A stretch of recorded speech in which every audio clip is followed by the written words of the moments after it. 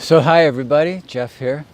I am back home in Cleveland, where I grew up in Rocky River Forest Preserve, Metro Parks. So the river is behind me. I hope you can hear that. It is a chilly but beautiful day, early December. And I want to come today and talk a little bit about a class that I'm going to be running in January called Who Am I? And it's interesting how, for those of you who know me, you know that I don't believe in coincidences at all. And I was listening to a podcast on the flight over from Chicago, and it was on John Kabat-Zinn, a hero of mine. And the question that was posed to him was, what do you think happens when you die? And his answer was, I really don't think about it. What I think about is their life before death. And I like that because it ties so much into the class, Who Am I? I chose the class because I think it's an important topic for right now. Just think about your day for a minute and think about how little time you spend with yourself. And how little time you spend developing your own conclusions for the impact, whether it's environment or relationships or politics, whatever. It's not much. The advent and the increase in social media creates isolation for all of us, and these short little sort of bullet point, ideas and beliefs and thoughts that you better believe in. And we really live and we rely on outside stimulus to help shape us.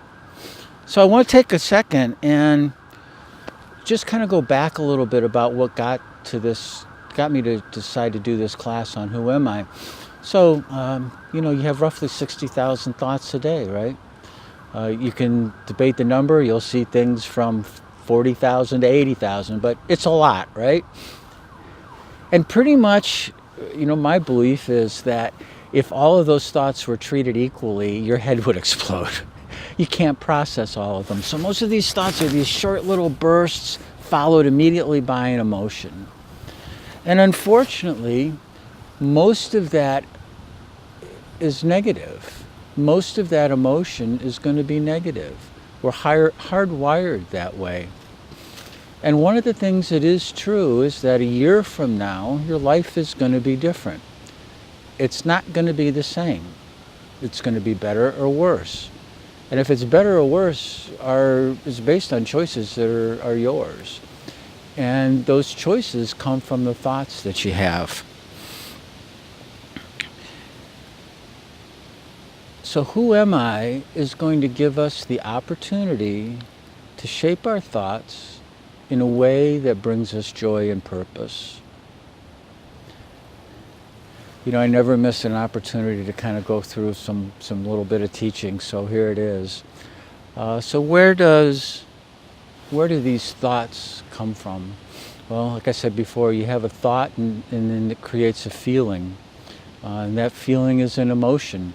And it's also frequently thoughts of the past or the future. Very rarely do you have thoughts about the present. So here's the first exercise. I want you to take one hand and hold it like this. I want you to take the other hand and hold it like this. This one is the past. This one is the future. I just want you to bring your hands together. This is the present.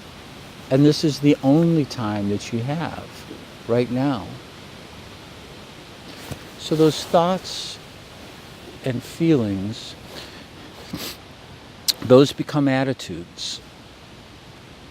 And attitudes, those are, and I really thank Michael Malone again for helping me to clarify this. It's important in how we perceive life and go forward in life. Attitudes are fairly pliable. You can change those. But what happens is that we begin to look for things that support those attitudes. And as we do those become beliefs. And and attitudes are interesting in that they come from a very early age. They come from your parents and your caregivers. If you do this, this happens. Okay, then I'm going to do that, or I'm not going to do that. And over time, those attitudes then become beliefs. Beliefs are a little bit more difficult to change. And then those beliefs become perception. And then as you move on, that perception becomes your reality, which your reality is only yours. It doesn't exist anywhere else. And it needs to be challenged. It needs to be reinforced. You could have some wonderful, beautiful beliefs. You could also have ones that sort of keep you penned in a little bit, living in fear or in shock or reliving the same things over and over. Best examples are things: do you constantly attract the same type of people? Do you constantly accept or reject the same people that have varying thoughts? So the Who Am I class is going to be a series of Zoom meetings, so it'll all be online. There'll also be some one-on-one consultation, so really hash through some things you might not want to talk about on Zoom with other people around, and then challenge and reinforce the thoughts through a series of exercises. And then we're going to move on to creating a purpose that will help to bring you joy and fulfillment, one that will allow for compassion, one that checks an ego and recognizes that we're all connected in one way or another, and there's so much beauty and things to learn out there.